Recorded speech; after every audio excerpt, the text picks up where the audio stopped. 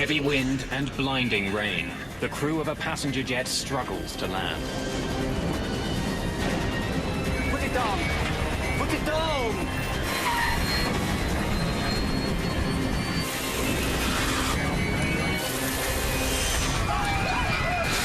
A terrifying crash landing leads to a desperate fight to survive.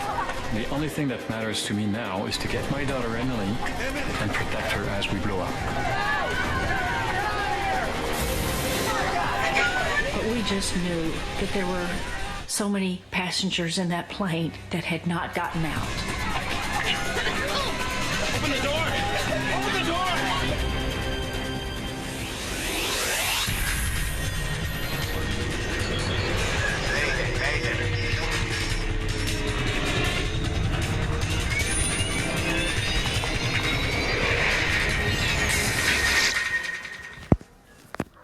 This is a true story, based on air traffic control recordings, official reports, and interviews with those involved.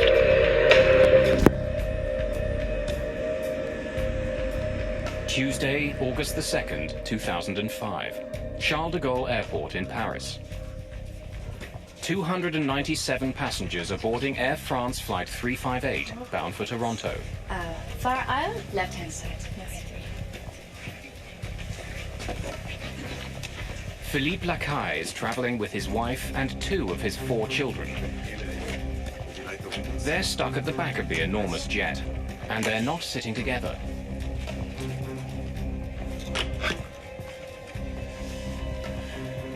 It just happened that we were separated from Emily. They had 3 seats together, so we were in the middle section, and Emily was actually sitting a couple of seats ahead of us on the right side, so close to the right wing of the plane. For Eddie Ho, Flight 358 is the continuation of a trip that began in Johannesburg. I'm an international student in Canada at Queen's University, and every summer I go back to South Africa. Ho isn't traveling light.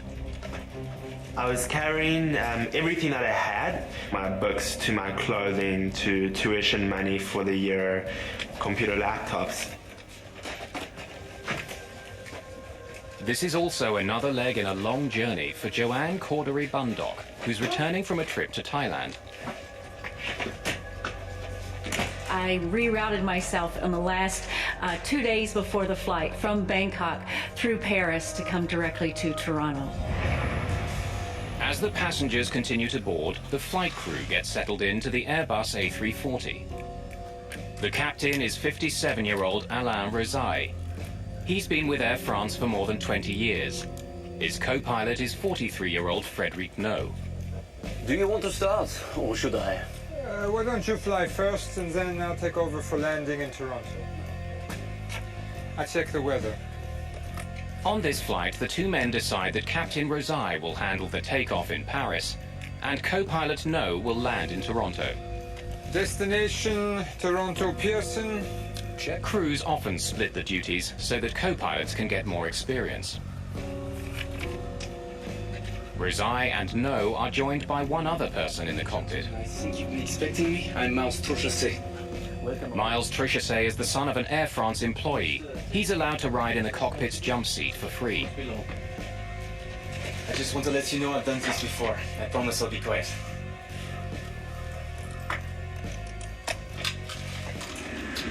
This Air France plane is one of the safest in the world. Since the A340s first went into service in 1993, they've had an excellent safety record. Air France 358. Air France 358, runway 27 left. Cleared for takeoff. Cleared for takeoff. Air France 358. Have a good afternoon, gentlemen. Just a few minutes before 2 in the afternoon, Flight 358 powers into the sky above Paris.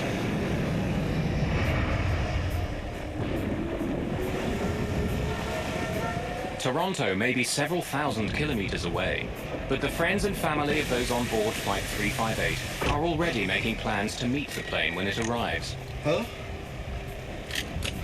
Audrey, I won't forget. I'll make sure to pick up Mom and Dad. No, I won't forget the 2 brats either. I'll get them all.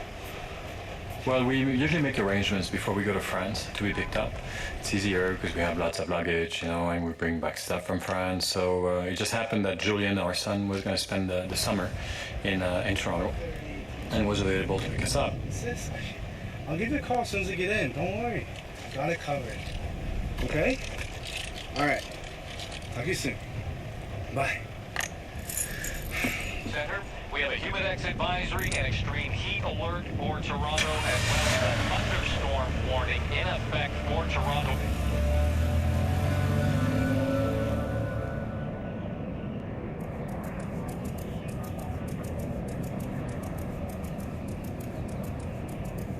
A regular flight from Paris to Toronto takes about 8 hours. As Air France 358 closes in on Canada, there's little to separate this trip from any other. I found that their service was amazing. The food was great. They had very good flight attendants. There were a lot of exchange students from France, like teenagers, coming to Canada for their first time, usually their first flight, and they were very rowdy.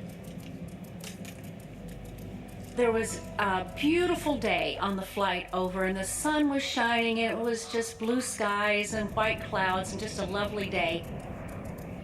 The autopilot does most of the work for Captain Alain Rosaille and his co-pilot Frédéric No. Just as the two men had planned, No is now in control of the plane. We have a new weather report. The two men get regular updates on the weather conditions in Toronto. Overcast and rainy with a chance of thunderstorms. Temperature in the low 20s.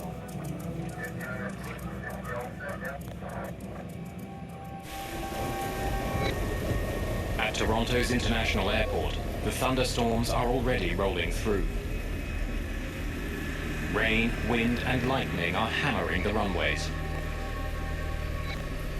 The lightning has already forced airport authorities to declare a red alert. It means that the chance of being struck by lightning is so great that ground crews are not allowed to work on the planes.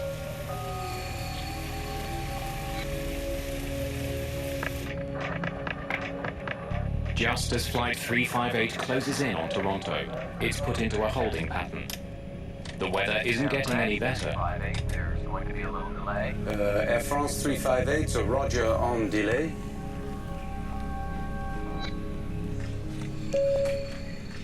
Ladies and gentlemen, this is your captain speaking. I'm sorry to inform you that there'll be a short delay. There's some weather conditions above Toronto, and we're just going to give it a couple of minutes to clear up. I was very surprised when I heard the captain's announcement that we were going to be delayed in landing for about 25 or 30 minutes because of thunderstorms over Toronto. While they're not in the storm yet, the crew enters their holding pattern northeast of Toronto. Their alternate airport is almost 300 kilometers away in Ottawa. At the moment, the plane has a little over 7,500 kilograms of fuel in its tanks, more than enough to get them there. Typically, a pilot will think about the economic impact of diverting to an alternate airport.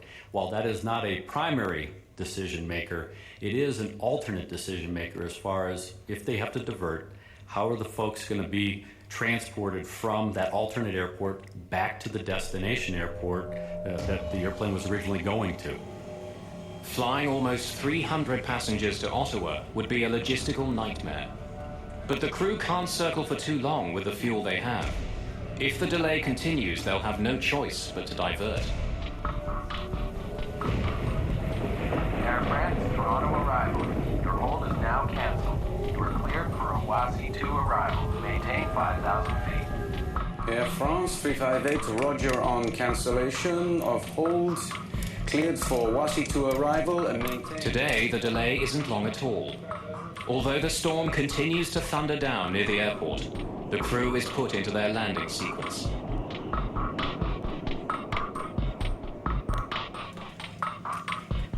Ladies and gentlemen, this is your captain speaking.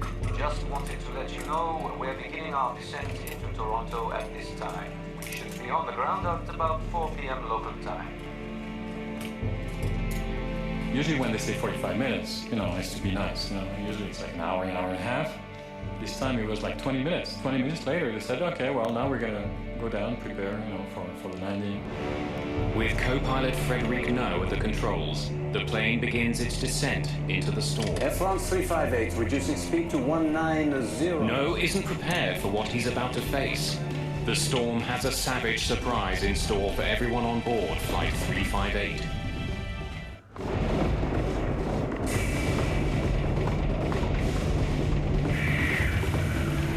A brutal summer storm is battering Toronto.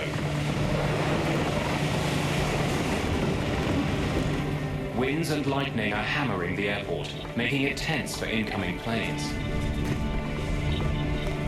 After a short hold, Air France Flight 358, with 297 passengers aboard, begins descending into the storm. Flaps 2. Flaps 2. F-speed. Gear down. Landing gear down. Spoilers armed. 4 green. Gear down. Spoilers armed. 4 green.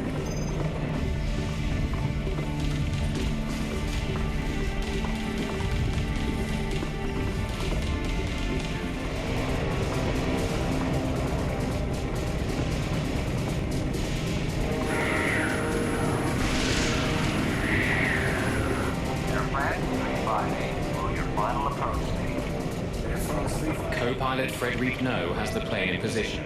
He's moments from landing. Air France 358, roger. Flaps to full. Flaps full.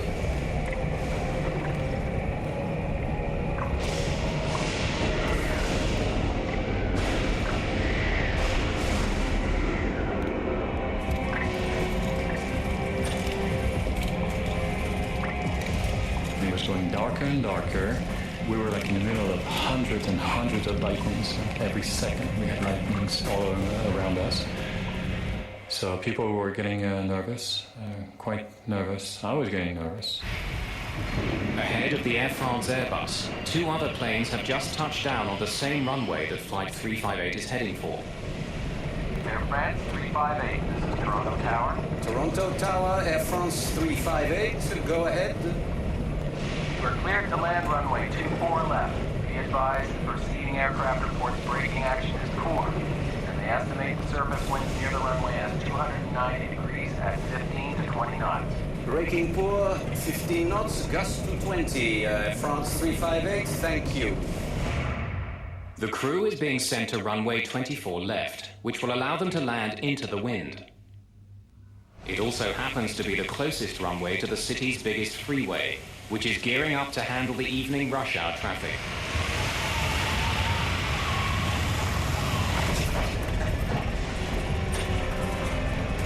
Facing unpredictable winds and a wet runway, the crew prepare for the landing.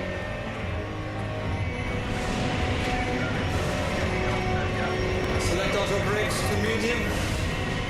Medium is set. The final approach for landing was hellish.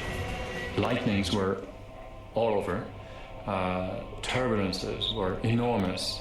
You could feel the pilot fight with the plane to keep the plane in line with the runway to land, and they had a heck of a time to keep it lined up. I know my son next to me was getting very nervous, and I was nervous to see my daughter actually far from us. I cinched up my seatbelt tighter than it was, expecting a very hard landing, and the pilot was going to stick it on the runway, or we were maybe going to do a touch and go, and he was going to give it power and go around, because I knew that it was not going to be just a normal landing. Landing. Autopilot, auto thrust off.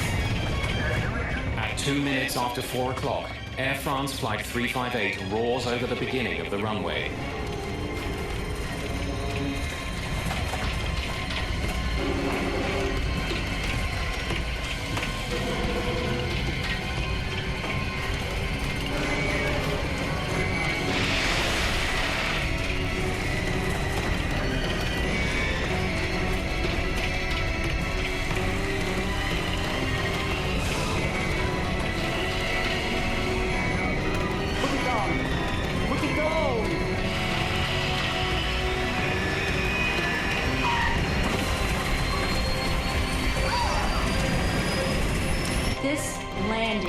was more intense and harder than any time I've ever landed in another aircraft.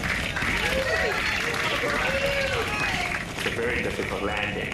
And everyone started clapping, and even the lady who was sitting next to me, I remember very clearly, she said, you know, wow, that was an amazing landing.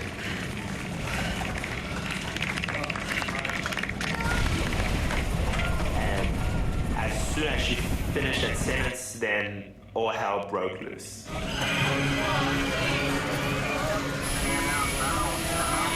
We started the plane started violently going up and down, and it felt like we were going 100 miles an hour down a road filled with potholes that were about 3 feet deep.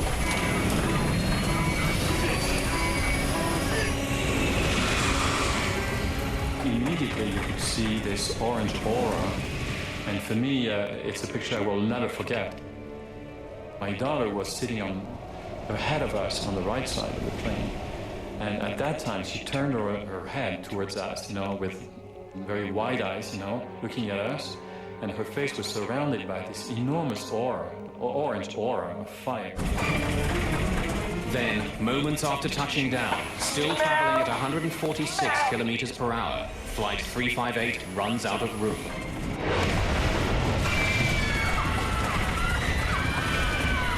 At that point that I believed that we were all going to die. It was obvious that look, no one can survive this kind of thing. I thought this was it.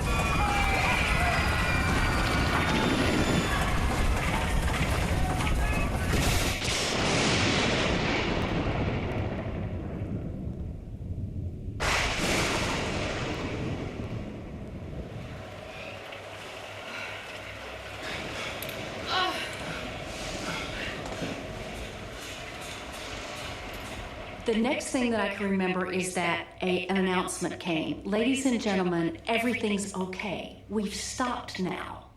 Well, no kidding. Of course we've stopped now. But I could tell that everything was not okay because I could immediately smell jet fuel.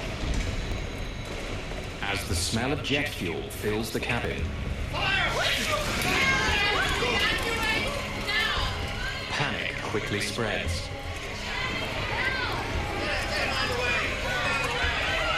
Everybody was expecting the plane to blow up. It was obvious. Smoke and flames are spreading quickly. Now it's a desperate struggle to escape.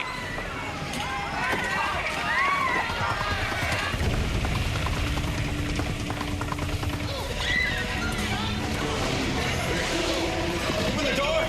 Open the door!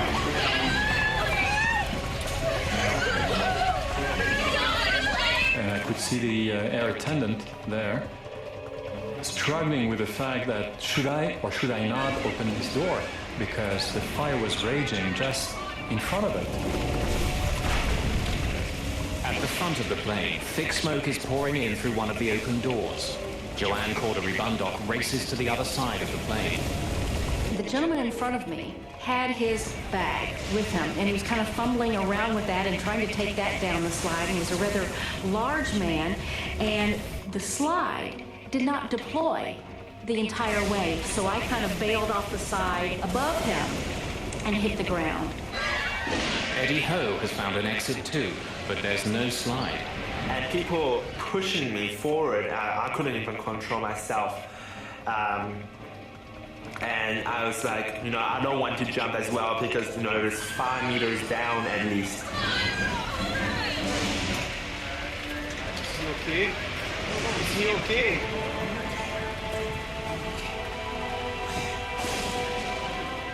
In the cockpit, Captain Rosai has been badly injured when his seat was ripped off the floor by the force of the crash.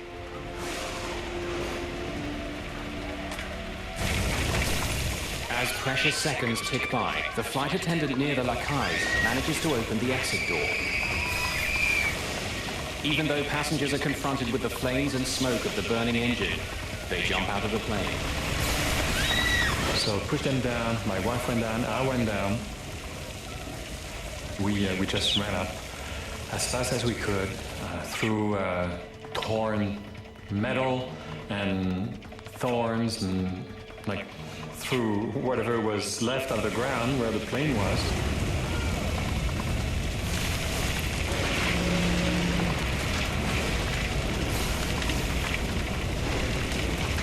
Basically, you just had to jump. So what I did was, I prayed quickly and I closed my eyes and jumped.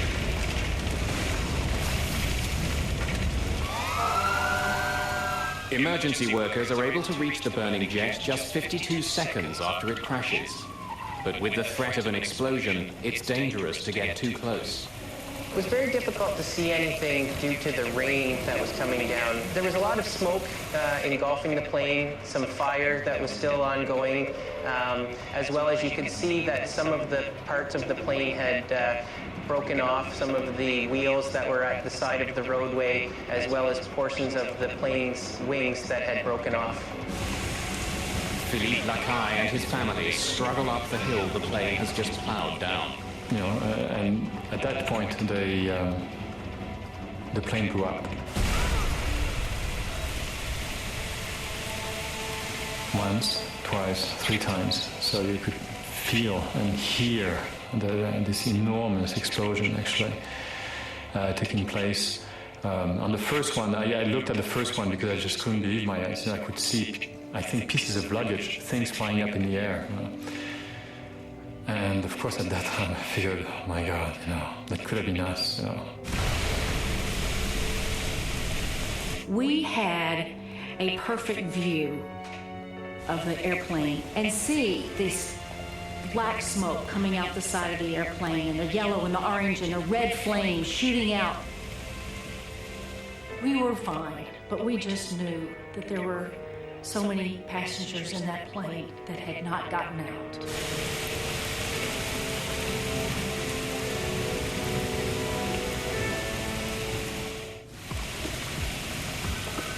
August the 2nd, 2005. Air France Flight 358 has crashed off its runway in Toronto. Flames are tearing at the fuselage. Smoke is pouring from the ruined jet. Dazed passengers are stumbling from the plane.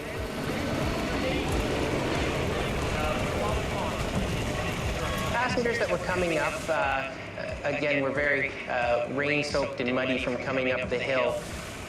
There were several individuals that once they got up there were crying and a bit emotional, as well as looking around for other passengers or family or friends that may have been with them at the time.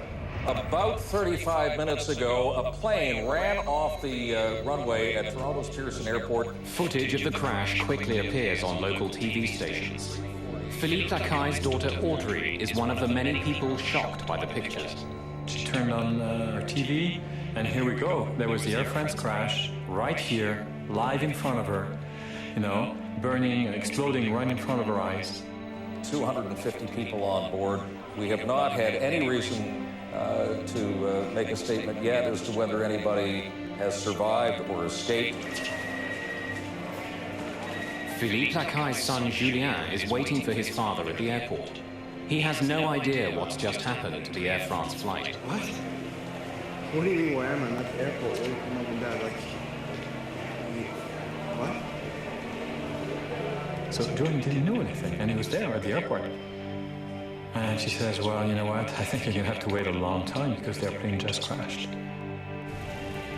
One of the busiest highways in North America borders the airport. Just before rush hour, it's packed with thousands of vehicles. Drivers slow down, captivated by the terrifying sight of the burning plane.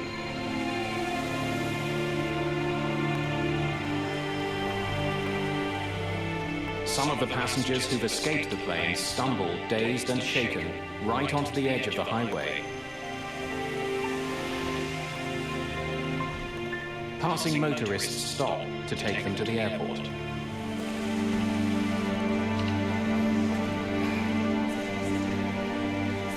At this point, there was only about 25 or 30 people with me in the airport. And here, you're also beginning to think, is this all there is? As people are brought in, airport employees struggle to account for all the passengers and crew. They were totally disorganized. There's no announcements being made. There's nothing of any kind of organization, and you're in this little crowded area with all the irate passengers waiting to be processed. Some people even said, you know, the first disaster was the plane crash, and the second disaster is exactly how it was handled afterwards. Relatives wait desperately for any news. Julien Lacaille is just one of many who fears the worst. For at least an hour and a half, we thought we were dead. That's a shame because, of course, we panicked, we were scared to death, but the families that were waiting for the passengers, they were even more scared because it lasted much longer. They really believed deep down that their family members were dead. Finally, hours after the crash, passengers who have waiting family members are reunited. Julian! Oh, you okay? We finally met up with Julian. It was 11 o'clock at night. It was, you know, God, we're so lucky. We're so lucky. We're alive, you know? It's hard to explain, but it's like you're giving a second chance, you know? Here's my son, you know. Maybe I didn't tell him I loved him, you know, when I left for France. Now it's time to say it right away. It was a very nice moment. A very, very deep moment. It's just one of dozens of reunions. It takes hours to confirm, but by early evening, Air France and the local airport authorities can make the incredible announcement. Remarkably, every single passenger and all the members of the crew of Flight 358 have managed to escape the burning wreckage of their plane. The next day, smoke and charred wreckage are all that remain of Air France Flight 358. The Airbus A340 is a sophisticated, highly engineered plane with a glowing safety record. What had gone so terribly wrong?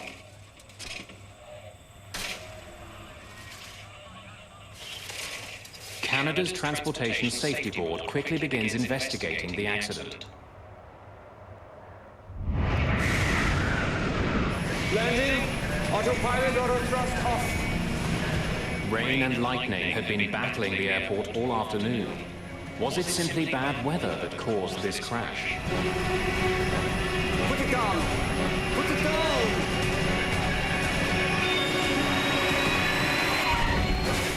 Neither the pilot nor the co-pilot have spoken publicly about the crash. Citing lawsuits that were filed soon after, Air France has kept all of its employees who were on the plane from speaking to the media. Okay. I don't know. Is he okay? I don't know. But former Air France trainer Hervé Labarthe has spoken to Captain Rosaille. We spoke everything for half an hour. He told me that this is the crucial point, that he has control. More specifically, informed control that he had reached the point where he would have to consider diverting. What he told me is that control informed him that they would soon open the runway. There was, of course, a lot of lightning, rain, and turbulence can have a devastating effect. Instruments become more difficult to read, the aircraft is harder to handle. Investigators discover that as the crew struggled for control in the cockpit, on the ground, delicate instruments used to measure the wind at the runway were destroyed by lightning. With the ground equipment destroyed, they were relying on their onboard systems for information about wind conditions. The onboard equipment only gives them the actual wind direction and speed on the nose of the aircraft at that exact time. It does not predict ahead of the aircraft, so the pilots really have no way of knowing what lies ahead of them. But two planes had touched down just minutes before the Air France flight on the same runway. The crews of those planes did their best to inform air traffic control of the tricky conditions. Air France 358, Toronto Tower. Toronto Tower, Air France 358, go ahead. You are cleared to land runway 24 left. Be advised, preceding aircraft reports braking action is poor, and they estimate the surface winds near the runway as 290 degrees at 15 to 20 knots. Braking poor, 15 knots. 20-knot winds are strong, but are well within the allowable range for landing an A340. But when investigators study radar images of the airport, they discover quite a different story. As Flight 358 landed, a sharp line of rain moved across the runway from north to south. It was driven by a sudden gust of wind of up to 33 knots. The crew of the Air France jet had to deal with conditions that were much worse than they were expecting. Landing, autopilot auto thrust off. 33 knots is the demonstrated maximum crosswind for an A340, and that would be on a dry runway. So when you say 33 knots at 90 degrees, you're encroaching on the limits of the aircraft. Closely studying the airport, investigators uncover another piece of the puzzle. Maintenance issues and the storm itself were forcing air traffic controllers to use runway 24 left for landings. It's the shortest runway of the airport, almost 650 meters shorter than some of the others. Blinded by rain, driven by unexpected winds, and landing on the shortest runway of the airport, Flight 358 was in a dangerous position. Over the previous 4 hours, they had been made aware of the terrible storms and red alerts. And that was for me my biggest concern. Were they perhaps overtired? Were they lax victims of routine? In any case, it's obvious that they had engaged the extent of the danger. It's evident that the flight crew didn't perceive the information that they were getting from these various sources as being threatening. Therefore, they attempted to make a landing. But even in bad conditions, even on a short runway, the crew had 3,000 meters in which to land their plane. It should have been enough. To find out why it wasn't, investigators turned to the past. In 1999, an eerily similar accident took place in Little Rock, Arkansas. Struggling with unpredictable weather, the crew of an American Airlines jet landed their plane, only to have it skid off the runway. 11 people were killed. Greg Fife helped investigate that crash. One of the first things that I thought about was déjà vu. Having the first bits of information about the Air France accident, it reminded me so much of the American Airlines accident. In the Little Rock crash, Fife discovered that the crew had made a critical mistake, which contributed significantly to the accident.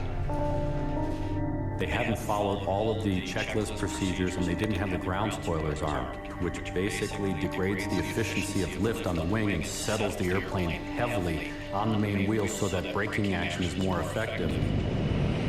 Spoilers are only one of several ways pilots of passenger jets stop their massive planes. Reverse thrusters are used to redirect the engine power forward as the plane lands, and sophisticated brakes help slow the jets down. To rule out any mechanical fault, all 3 systems are examined by investigators of the Air France crash. One of the brakes on Flight 358 was destroyed in the fire, but the 7 other sets of brakes are all tested after the accident. All of them are working properly. Flaps 2. Investigators in Toronto also discover that, unlike in the Little Rock crash, this time the spoilers had deployed properly. Gear down, spoilers on, 4 green. And when the engines are examined, the reverse thrusters are deployed. No obvious mechanical fault can be found. As the investigation continues, a French newspaper prints a bombshell. Le Figaro publishes a story claiming that the thrust reversers, which use the jet's engines to slow it down, were not turned on until the plane had been on the runway for more than 12 seconds. As for Captain Rosaille, he confirmed the newspaper report. His explanation was that his co-pilot had tensed up and was having difficulty controlling the lateral movement of the plane. No doubt because of the strong crosswinds and because the runway was so slippery, his hand was clamped tightly on the throttle release lever, which prevented the captain from reaching it himself. So the reverse thrusters could not be activated. Shortly after the newspaper story appears, investigators publish their initial report. It confirms Le Figaro's version of events. Canada's Transportation Safety Board reveals that while the thrusters were found in the on position at the crash site, they had not been deployed as soon as the plane landed. In fact, it took 17 seconds before they reached maximum power.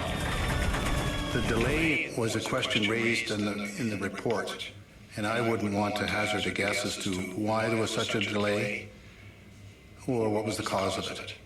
I just know that pilots, as a rule, want to get those reversers in as quickly as possible for maximum stopping. The investigators reveal other confusing facts about the last few seconds of Flight 358. When it came over the start of the runway, it was twice as high as it should have been. And when it did land, it was nearly halfway down the runway. Put it down! Put it down! In these stormy conditions, the crew didn't have enough time to stop. Once they found that the airplane had floated down the runway, the pilot has to make the decision whether we stay on the ground and try to salvage this bad situation, or we abort the landing, power up, pull up, and go around, get our stuff together, and then come back for a second landing. But decisions in a cockpit are joint decisions. The captain and the first officer work together. If the captain sees that landing will be difficult, he must open throttle and go through abort landing procedures. That's his duty.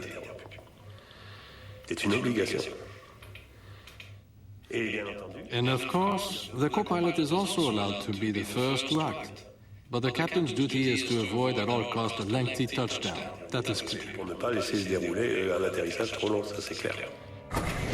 By the time the plane touched down, it had only 1,500 meters to stop. And when it did land, critical seconds were lost when the reverse thrusters weren't engaged.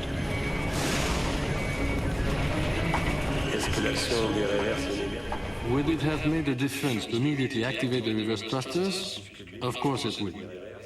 Since reverse function reaches its peak efficiency at high speed, that is the exact moment of touchdown, that's what reverse is there for. It's all a matter of aerodynamic braking. The other problem is that the wheels touch ground in the middle of the runway, and reverse or no reverse, at that point it was already too late, as was pointed out by the head of the inquiry.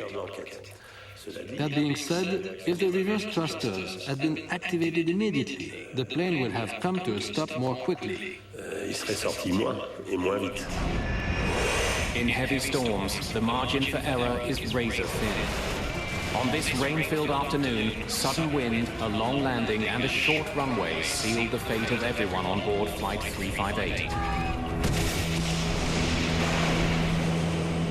What concerns some in the aviation industry isn't this particular flight, but the reality that overruns are far too common. They happen all around the world, and safety procedures that could stop them are not in place.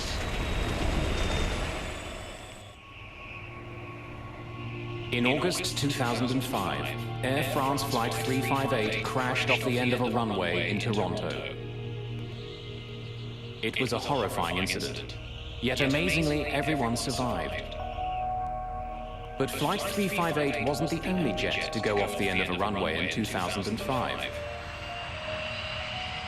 Worldwide, there were 37 other runway overruns. And the causes of all these accidents were remarkably similar. There are a number of causal factors that occur again and again in runway overrun accidents. The weather conditions, the state of the runway surface.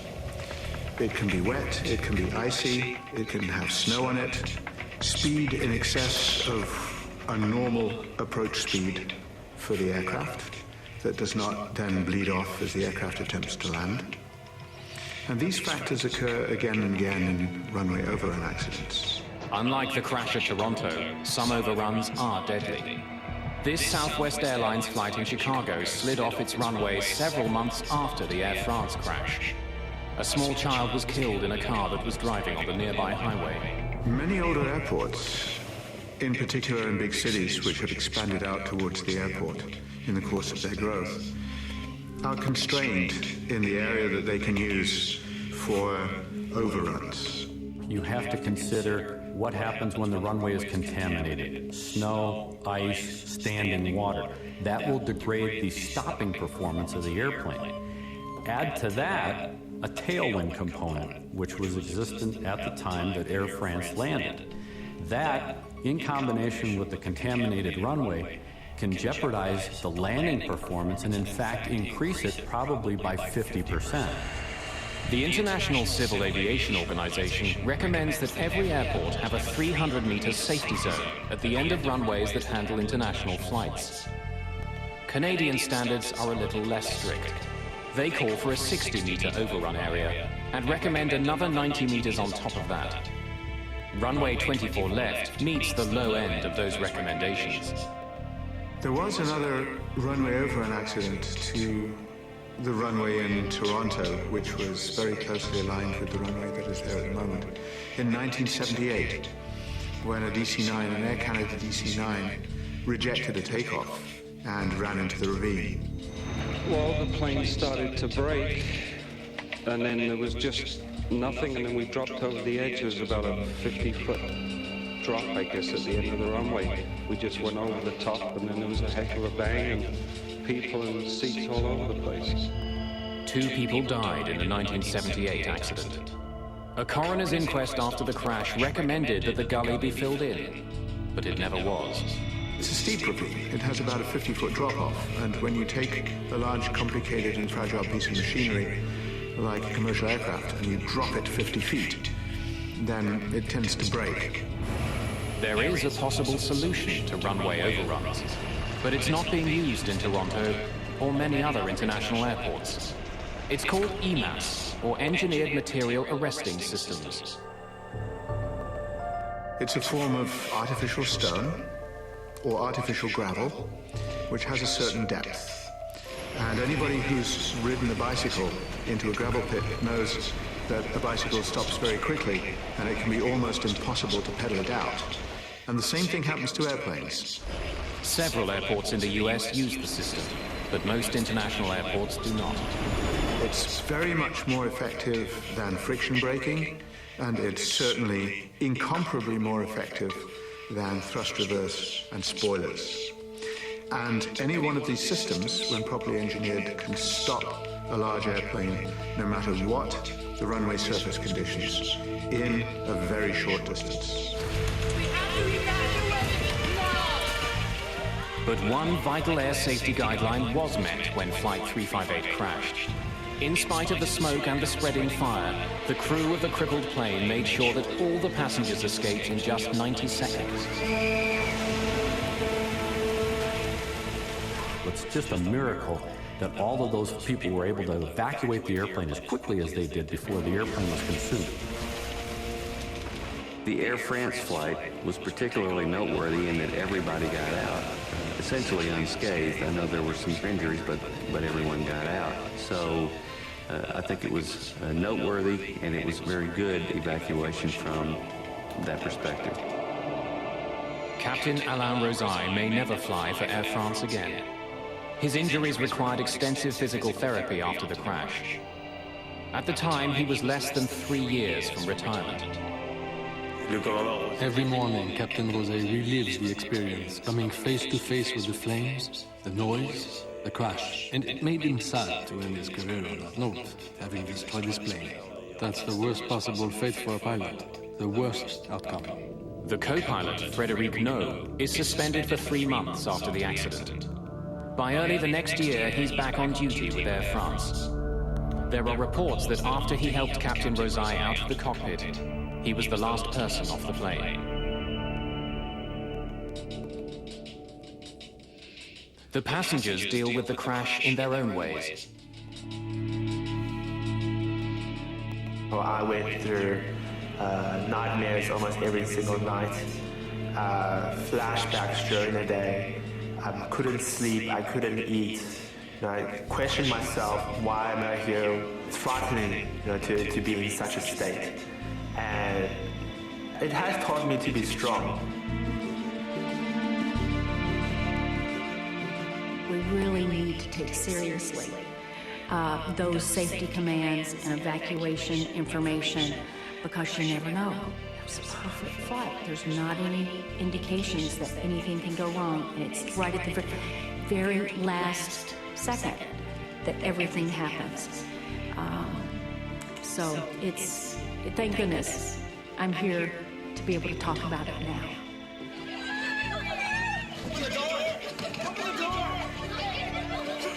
There's a lot of negative in the accident, and there's a lot of positive. The negative is, oh my God, I'm gonna die. Oh my God, it's horrible. Oh, I have these nightmares, and yes, I'm traumatized, and my kids are traumatized. However, you have the positives, and the positives are, gee, I'm alive. I have been given a second chance. I have been given a second life, and all of us, my wife and my children and myself, we all experience the same positive effects of the crash, which is we have to give back. We have to do something for others. We have to extend our heart out, our compassion to people who need it. It's almost therapeutic for us, The more you do for others, the better you're going to feel. So for me, I figured, if I can extend my heart out to others, maybe it's going to help me as well.